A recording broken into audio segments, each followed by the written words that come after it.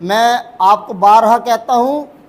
کہ ناراضگیاں تلخیاں ہو جاتی ہیں سبھی رشتوں میں، بہن بھائیوں میں، دوستوں میں، سبھی میں ہو جاتی، لیکن ان ناراضگیوں تلخیوں اور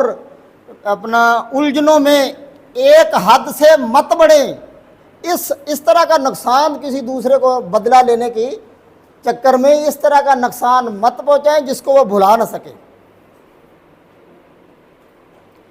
کسی رشتہ دار کے ساتھ، کسی دوست کے ساتھ ایسی زیادتی مت کریں جس کو وہ بھلا نہ سکے، چاہ کر بھی اسے نظر انداز نہ کر سکے۔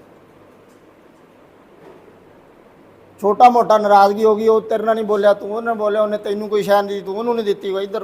ہو گیا ماڑا موٹا جو کر لیں اتنا کر لیں جتنا رفو ہو جائے۔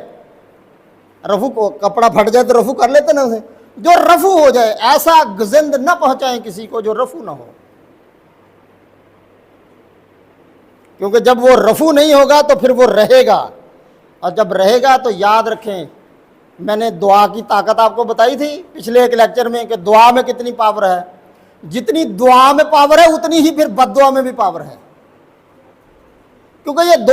دونوں جذبات دل سے نکلتے ہیں۔ دعا بھی جب آپ کسی کو دیتے ہیں تو وہ بھی دل سے نکلتی ہے۔ لوگ نیک لوگوں سے دعا کروانے کیوں جاتے ہیں؟ بچہ روئی جاندہ مولوی صاحب کو کیوں جاندے، کسی پیر کو کیوں جاندے؟ یار بندہ ہر ویلے اللہ اللہ کرتا رہتا ہے، زبان چو برا لفظ تو نکلتا کوئی نہیں، تو اسے چکر جے میرے بچے لی دعا نکل اللہ جو نصیب کرے۔ ساڈا بھرا سی، وہ بیچارہ ادا کا ہی سی، انہیں پوری زندگی کسی نے ماڑا چنگا بولیا نہیں سی، تو لوگ جدوں دم کراؤندے سی بچے نوں شفا ہو جاندی سی۔